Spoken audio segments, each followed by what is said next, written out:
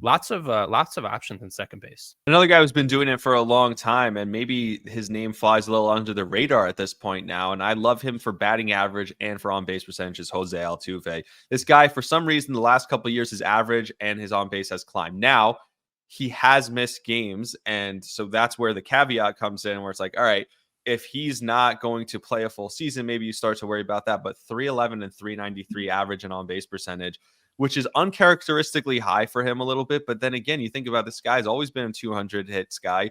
He does swing a lot. So generally you don't think of him as a high walk guy, but he's also little, got a tiny strike zone. So I love Jose Altuve. I think he's transitioning at a point in his career where he's probably just going to try and get on base more, try and get more hits. He's not trying to be a big thumper in the middle of that lineup. Obviously, they have those guys with Alvarez and everyone else. I think this could be another year where he's more focused on just bat the ball, get on base, and he could still pop a few out and hit a couple and steal a bunch of bases where he's not hurting you in those categories. And it makes his average and his on base percentage really valuable for you if you're going to draft a guy like Jose Altuve.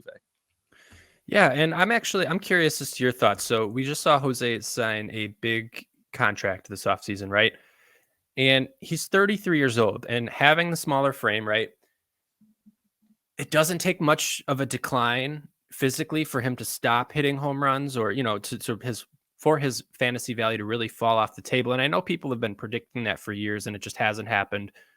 What are your thoughts when a guy signs a big contract? Do you think there's any sort of like mental just kind of lapse, whether it's conscious or unconscious, of just like, okay, now I'm secure. I don't have to go out and try to be the best anymore. I can just kind of take my foot off the pedal, even 10%. Would you be worried about that at all? Like Jose signing that big contract, or do you not think that matters to him?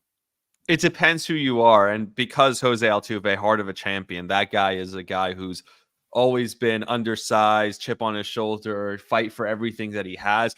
I don't think it applies to him. Now, if you're a young wide receiver in the National Football League where, you got the bag and you start taking plays off and you start blocking less, I get that. This isn't as physically a demanding sport. This isn't a superstar wide receiver or a diva or one of these. This is a guy who has been the model of consistency and has built his game on, I'm going to show up every day and work my butt off and work harder than you. And that's how I'm going to get to where I need to go. So I don't worry about it with Altuve. It's true. With some guys you do. And that's why the next guy I'm going to talk about in a contract year is huge for me. Like I want, if my whole fantasy team could be guys in contract years, that would be awesome. Guys going into a year trying to get a contract signed. Give me that. Give me Pete Alonso. Give me all these guys. Give me Juan Soto. I want all of them.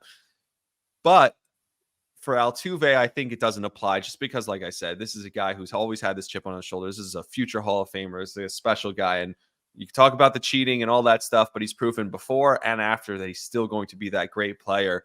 And so I don't fear that with Altuve, but it's a good thing to talk about for other guys. Yes. Mm-hmm.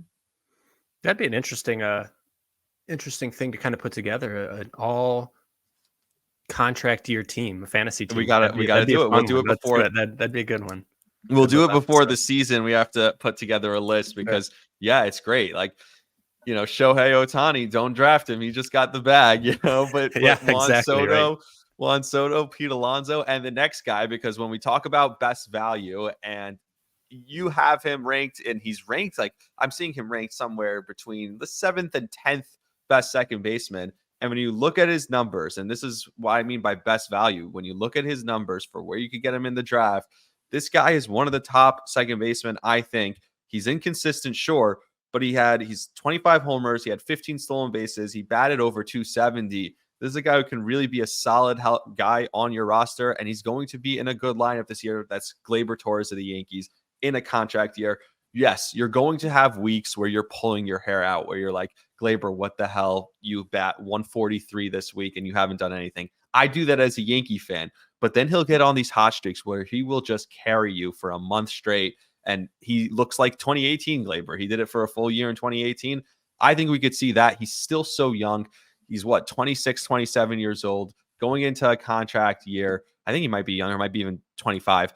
He's going into a contract year. He wants to get paid, whether it's by the Yankees or someone else, and he's in a lineup that should be pretty good with the addition of Juan Soto. I love Gleyber Torres. If you get him, we talk about the tiers. If you could get him in one of those 3 or 4 tiers, I still think he could give you top 2-tier value. So when you talk about value plays, I love Gleyber Torres. Who do you got?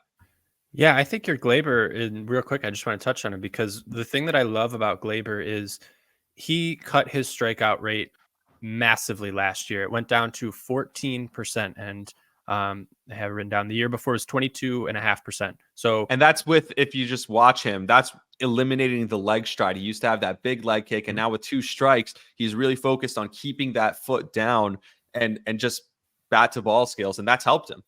Yeah. So his strikeout rate went down 8%. His walk rate went up 4%. That's huge for a guy who, is going to give you 20 plus home runs, probably closer to 25, 30.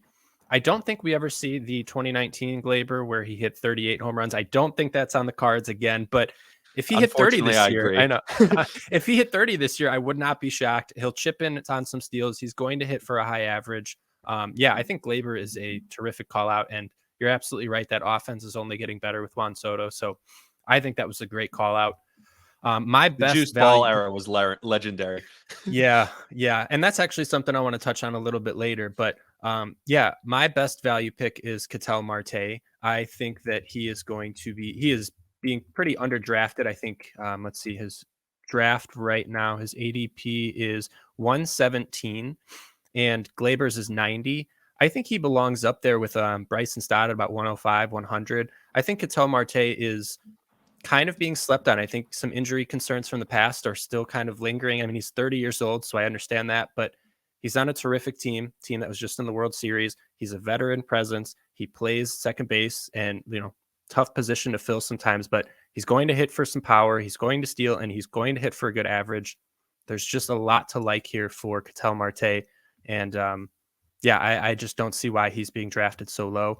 The only thing I would be worried about is if those juiced balls don't come back, maybe he doesn't, obviously nobody's going to hit as many home runs, but I think he could be on that fringe, but he has a great exit velocity. His average of 91 miles per hour last year, which is fantastic, especially for second base. He's got a great launch angle at 10 degrees. So almost 11 degrees. He's got a good strikeout to walk ratio of only -6%. He's just a phenomenal hitter. He's a great hitter. He's going to hit for some power. And I don't see many other consistent guys. I think Glaber and Ketel, 2 guys that we love at their ADP because they're consistent. You know what you're going to get out of them. And another thing with that is, we just both talked about this. I love guys who are on good teams, and that's in fantasy across the board. Just the opportunity is there, and at the end of the day, it's a game of numbers, right? And you're trying to get the most numbers. And if you have guys on base in front of you, if you guys have guys who are going to drive you in behind you, I mean, it's much better than watching a team that can't score and you're like, oh my God, my guy's doing his job, but no one around him is doing anything else. So sometimes there are great players who rise above it. I mean, you saw it with Shohei Ohtani. It felt like they could pitch around him if they really wanted to every time. And then every time there was no one on base, he would just hit a solo home run, and that would be that. And he still put up his numbers. But it's just so much better when you have a good team around you. And I think both those guys will benefit from having good teams around you.